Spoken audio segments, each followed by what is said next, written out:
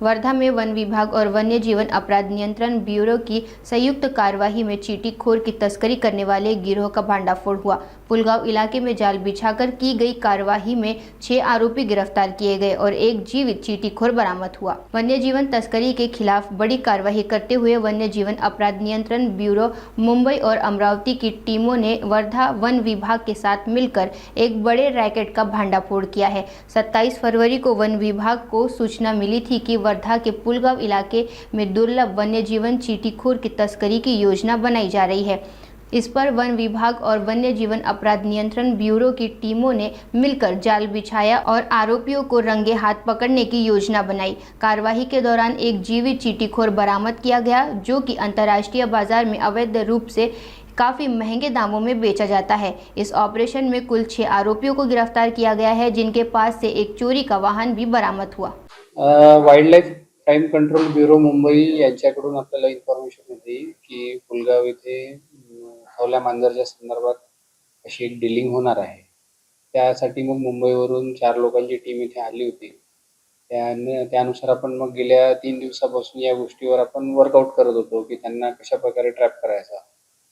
तर त्या अनुषंगाने मग काल आपण पुलगाव येथे सापळा रचला आणि ते सापळा रचून त्यामध्ये अमरावती येथील 2 जण तसेच पुलगाव आणि आगरगाव पारधीबेडा येथील 4 जण असे एकूण 6 जणांना आपण काल अटक केली आहे। यामध्ये एक महिला सुद्धा आहे। त्या महिला असल्यामुळे काल वेळ झाल्यामुळे ती अटक केली नाही आणि त्यांच्याकडून एक खवल्या मांजर आपण जप्त केलेला आहे। तर या संदर्भात त्यांचं जे आपल्याला रेकॉर्ड भेटलेला आहे त्यांच्या मोबाईलचे हे असो किंवा व्हॉट्सअपमध्ये असो, हा एक अंधश्रद्धेचा आणि त्यातून काही गुप्तधन शोधणे किंवा आणखी काही त्याचं हे करणे या प्रकारे त्यांचा उद्देश होता। त्या अनुषंगाने हे त्या गोष्टीची खरेदी विक्रीचा त्यांचा व्यवहार सुरू होता। हा जो खवला मांजर प्राणी आहे याचा त्या अंधश्रद्धेच्या नुसार गुप्तधनामध्ये याच्यामध्ये बऱ्याचशा याच्यात त्याचा उपयोग होतो। याचं चायना, थायलंड या भागामध्ये खूप मागणी आहे। याच्या आधी आम्ही बऱ्याचदा या गोष्टीवर हे केलेलं आहे। तर काय होतं की त्यासाठी त्यांच्या आता हे तर एक छोटे प्यादे आहेत असं म्हणावं लागेल आपल्याला, कारण या लोकांना एवढी कल्पना नाही। यांचे कॉन्टॅक्ट्स अजून वरती अशी खूप मोठी साखळीच आहे ही। हे प्राणी तिथे पोहोचत त्या जो कोणी फायनल डेस्टिनेशन असेल त्या व्यक्तीपर्यंत पोहोचतो। तिथून मग त्याची अजून मोठ्या किमतीत त्याची होते। आता ह्यांच्याकडून आम्हाला असं कळतं की कोणी 20 लाखामध्ये 30 लाख असं त्यांनी काहीतरी याच्या आधी डीलिंग्स केलेले आहे।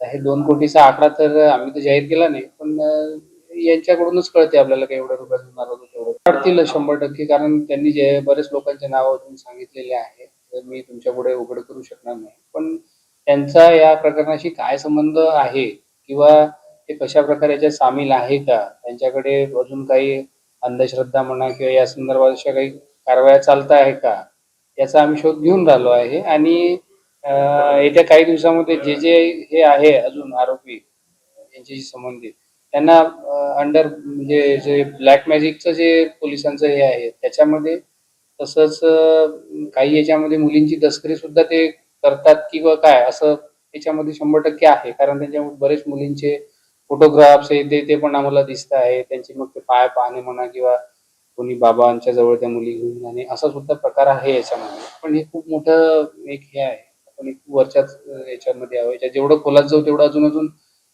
त्या गोष्टीचे पापुत्रे उघडत जातील आणि नवीन काय आहे ते माहिती समोर येईल। खवल्या मांजर हा जो आहे पुलगाव आणि आजूबाजूचा जो आर्मी कॅम्पचा जो एरिया आहे, एक विशिष्ट प्रकारचं तिथे जमीन आहे। जर तुम्ही ऑब्झर्व केली तर आम्ही वन विभाग वर्धांनी त्यासाठी बरेच प्रयत्न सुद्धा केले आहे। आम्ही पेट्रोलिंग करून किंवा जे काही अडचणीत जाळ्यामध्ये अडकलेले खवल्या मांजर असो त्यांना आम्ही अनेकदा नैसर्गिक अधिवासात मुक्त केले आहे। आतापर्यंत जवळपास माझ्या रेकॉर्डनुसार जवळपास 20च्या जवळपास खवल्या मांजर मी आता सोडलेले आहे। मागे या गेल्या 2 महिन्यात आम्ही 2 सोडले, म्हणजे जे स्टार्टवरून आले रेस्क्यू केले आणि परत सोडले।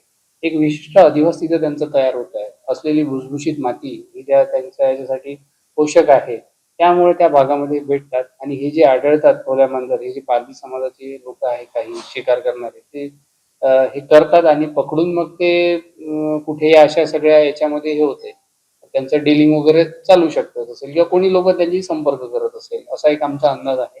तर नागरिकांना माझं एवढंच आव्हान आहे की जर असं काही आढळलं, कोणी असं तुम्हाला सांगताय, तर अशा कोणत्याही गोष्टीवर विश्वास ठेवू नका. असं अंधश्रद्धाने याच्यातून काही होत नाही. आज जर प्राणी तुमच्या कुठे लक्ष झालं, तात्काळ वरून बघायला त्याची कल्पना द्या. त्याला मारू नका. आम्ही त्याला सुरक्षित ठिकाणी नेऊन सोडतो त्याला.